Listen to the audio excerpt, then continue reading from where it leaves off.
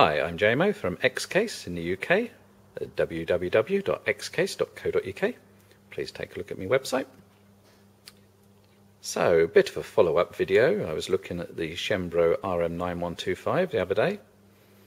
It's a 50 bay hot swap unit, 9 U's high. I called it the Monster. This is actually a built system. We build quite a few of these up. Companies, media companies, etc., who just need masses of storage. So as I said, we've got these 50 hot swap bays. This customer's fitted the 3 terabyte Hitachi Ultra Stars. So they've got masses of storage. There's 48 of those in these hot swap caddies, and at the top here we've just got a couple of 500 gigs, and these are just going to form a mirror RAID. The rest of the caddies are on a RAID 6. So, what do you need to get one of these things running, I suppose? Well, obviously you need a motherboard. So this one's a Supermicro board, it's a dual Xeon. You don't particularly need masses of power if you've got a couple of RAID cards installed as well. So this is actually quite a powerful one. It's a 3.3 gigahertz with 3 times 8 gig memory sticks, 24 gig in total.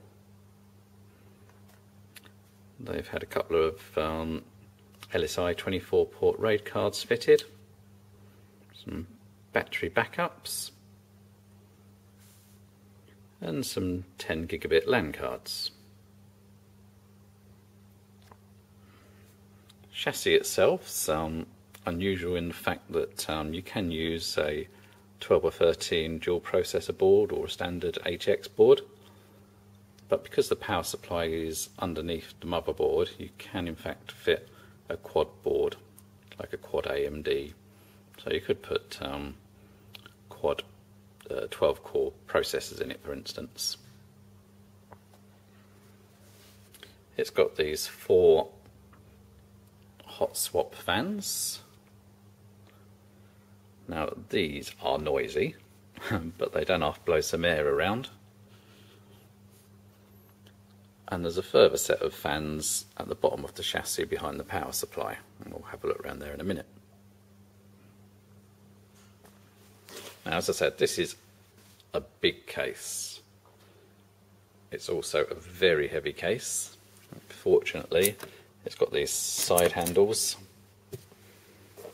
and these very strong front handles. But realistically, if you fill it up with 48 drives like this, 2 men are going to struggle. And then if you can imagine trying to lift it and fix it onto rails, pretty difficult. So when we ship these out, we take the hard drives out with the caddies, and then we box them up separately, so it makes it a whole lot lighter.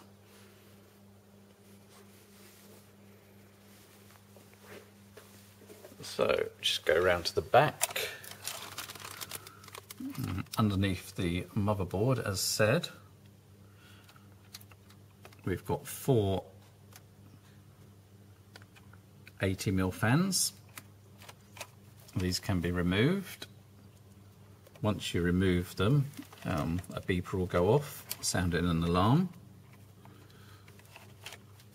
And then at the bottom, we've got 2 120mm fans, and in the centre sits a 3+1 1600 watt power supply.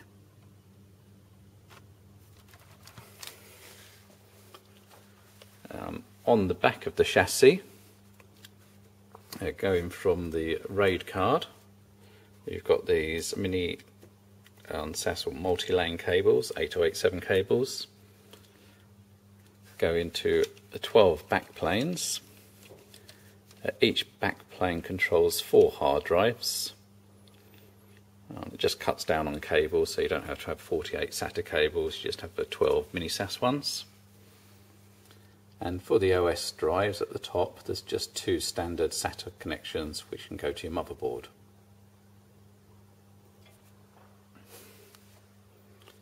So, I'm probably going to go into text mode in a minute, because once I turn this thing on, you probably won't hear me. But I'll just give you an idea of how it starts up, what it sounds like, and what the front looks like when it's all up and running. Here we go.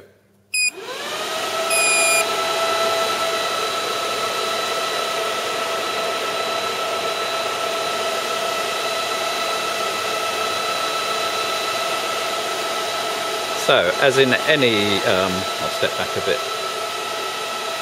any server board, they always take around about 10 seconds to kick into life. The LSI cards are just searching through the drives now.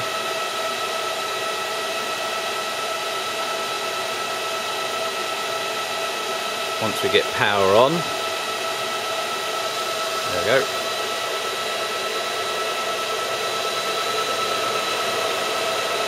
The red lights will disappear. And you'll see the green flickering lights. This is the RAID cards checking all the drives to make sure they're there.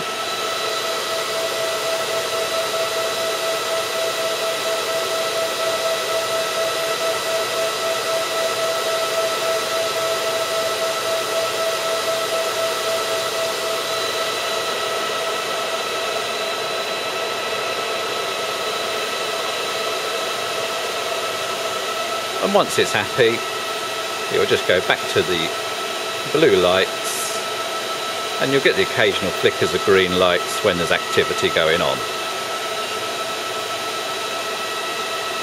When you first build an array, something like a RAID 6, then all the green lights will stay on continuously until it's fully built.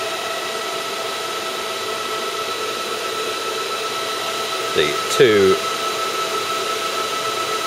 top right bays for the OS, they'll flicker together because it's a mirror RAID when the OS is loading.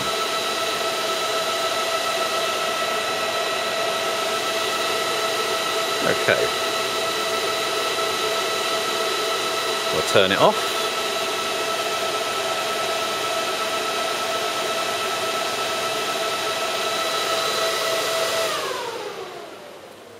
There we have it. So there we go, the Chenbro 9U. It's a built server we've done for somebody. Quite happy to quote on one of these for any particular use. It can be smaller hard drives, and you can in fact actually use SSD drives in these as well. There's a little converter bracket which goes in the caddy, which converts the space internally for an SSD. So you could mix SSDs, as another customer has done, with 3.5-inch drives.